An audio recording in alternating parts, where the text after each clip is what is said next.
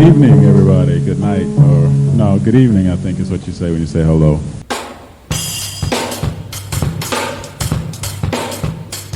Talking Dirty with Maestro. Not just numbers, Not just stats. it's about what they mean. Oops. Maestro.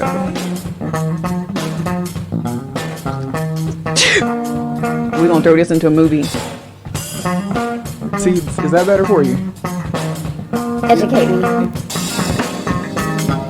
I'm going to send to you the information. Talking Dirty.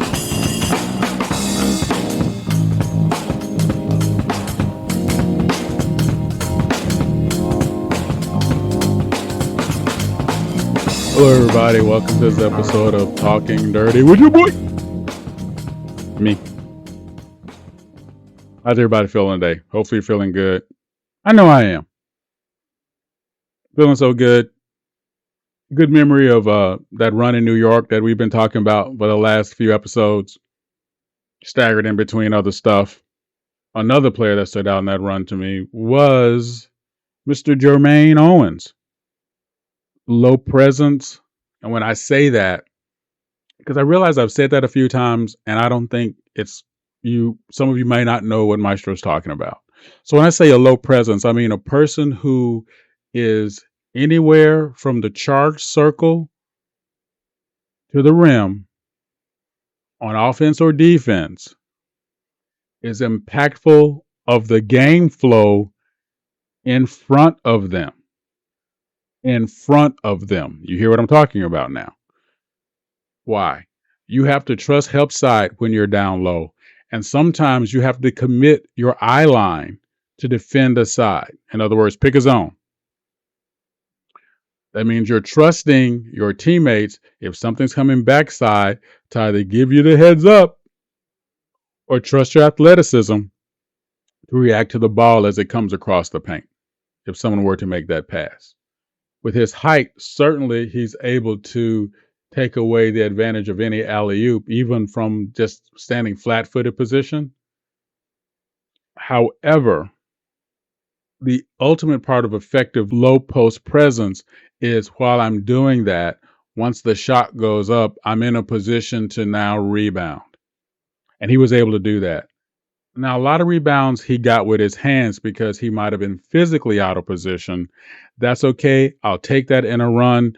You're playing against cats you're not used to playing against. You're playing in a position sometimes in a flow that you're not really used to because it's not consistent. In other words, you're not in an organized scheme. When you're in an organized scheme, no matter how unorganized the game may get, if you're in an organized scheme, you always have a safe place to come back to and a safe place at home. We've talked about that a few episodes ago. And what I liked about Jermaine was, despite that happening, he was able to use his athleticism and his hands, very quick hands, to get the ball in sometimes awkward positions. I'd really like to see him develop a better shot. I'd really like to see him develop more of a consistency in his shot, more of a consistency with how he approaches his shot. To me, he gave up a lot of around the rim opportunities in throwing the ball up when I thought he had what it took to move to the rim. Again, not saying that he did not want to do that. Maybe he was trying something. Again, I'm only speaking to what I see. However, with that athleticism, he would score a lot more consistently if he were to use that to move toward the bucket, the way we were discussing. Again, his hands on point all night. If there was a loose ball underneath the rim, it was his. Just ink it. Don't pencil it, ink it. Also, his ability to impact the shots. Now, there were players he was going against that were not exactly selective in how they were laying out their shots underneath the rim, and he made them pay, which is exactly what you're supposed to do. If somebody brings weak sauce in there, boom, out the back door of the kitchen onto the ground in the dirt and let the pigs eat it because it ain't supposed to be in here, yo. And he did that. Would like to see him turn more of those blocks into rebounds for him, change over possession. And with his athleticism, again, and I use the word athleticism with a lot of players that I talk about a lot because that's one of the first things that I'm drawn to. If you notice, there's some players I don't talk about because I don't quite see it yet. But with his athleticism, I like to see him develop a handle. If nothing else, have an effective handle to move the ball up and down the floor.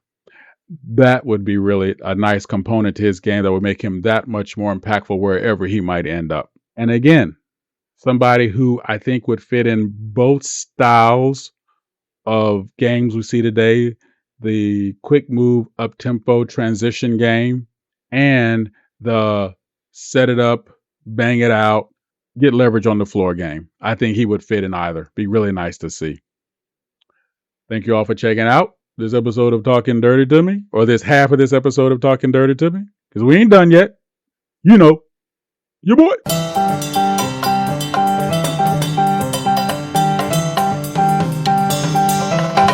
Thank you for listening to the Maestro.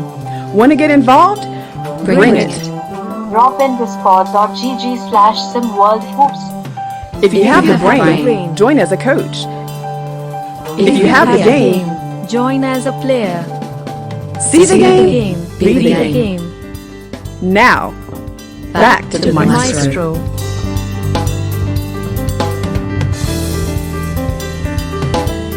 Sorry. We'll be right back. Okay, we're back. Hello and welcome back to this half of the episode. Talking Dirty with your boy.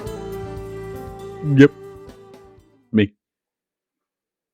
I had to get a double shot in there for my man Siege because he likes that. So, and B-Ron likes that too. They both like it. It's kind of weird. Should let him thumb wrestle over it. Anyway, on to more fun. Hey, Maestro. Okay. Tell them about SimWorld today. You see how they just jump in and decide that I need to talk about their podcast. So, y'all, look, you know how your boys are. Anyway, let's talk about the one thing that eludes a lot of players right now. That separates the greats from the goods and the goods from the okays. And that is footwork. How do you work on footwork? Well, no offense, but it is a participation sport or participation activity. You have to do it. You can't just visualize it. You just can't wish it into being. You actually have to do it. Those drills you see where you're doing the ladder drills, where you're doing the short, quick steps side to side, not crossing over. Those other drills that you see those done in all sports. You see them done in football. You see them done in soccer, things like that. In basketball, one great way to work in defensive footwork is the old school chair drill.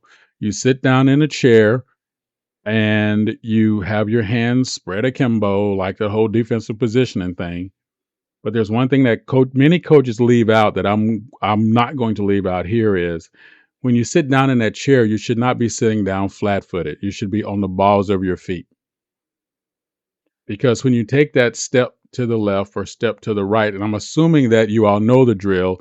If you don't, just let me know and I will do a whole pod on this, or at least a half a pod on this particular drill.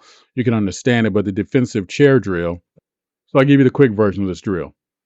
Someone stand in front of you with the ball or pretending to have the ball. They make a step to your left or your right. Then you release from the chair without crossing over your feet to just shift your weight and your feet to that position to be an impediment to their offensive motion. Now, that's the quick version of it. But in that drill, a lot of times I see coaches run that and I see the players doing it flat-footed. Guess what? They're going to do that in the game. And I can cross them over and leave them with broken ankles if they're going to do that. Always at the balls of the feet. You're always going to be ready to go. You're not just sitting in a chair. You're actually squatting in a completely offensive position, even though you're playing defense. So now you're able to react quicker. But all the drills you can do all lead to one thing. And you can do any number of drills on your own, including 4 corner drills where you're moving from side to side, back to the basket. Get yourself along with 3 players and have them pass, and you do quick rotating without crossing over your feet as you face each one. Different things like that you can do to make sure that not only are your feet active, but your body motion is active because you need to stay light. Why? You need to be able to change directions. If I leave the ground and I'm going to my right and the ball all of a sudden goes to the left, guess what? I'm now going to lose a quarter to a half a second to be able to react to that. And that is more than enough time for even a good player, not even an elite player, but a good player to get past me. So I always want to stay in contact. I always want to shuffle my feet low. I don't want to cross my feet over. Those things are key. So whatever drills you do, and if you want to work through some drills, we can definitely talk about that.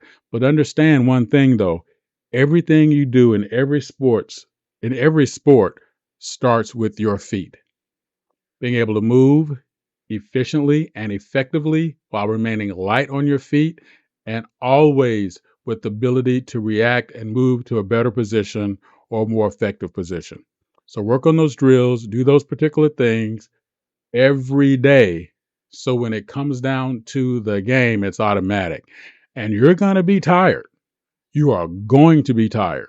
And if you're not doing it right, because you're going to be tired in the game. And that's when you fall back on bad habits and people get past you. So trust Maestro on that. Do those foot drills on every aspect of what you do and be conscious of that. You're going to move up the ladder really quick, really fast. Hopefully that helps you out a little bit. Hopefully that gives you a little insight to why that's important. We can get into some specifics later. Drop a line. Let me know what you like to hear, what you like to hear about. And I guess even though I dogged my boys out earlier, I'm going to give them a shout out right now because they all came to my rescue. It helped me in a really bad relationship. I felt some kind of way about it for a long time.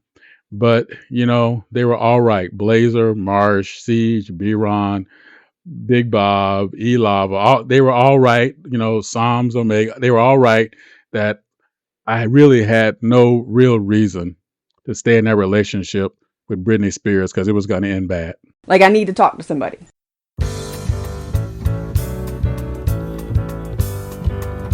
Thank you for listening to Maestro.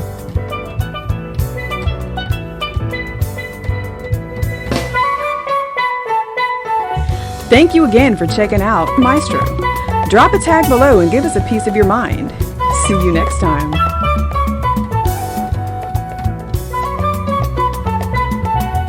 Well, thank you for your time. Have a wonderful day.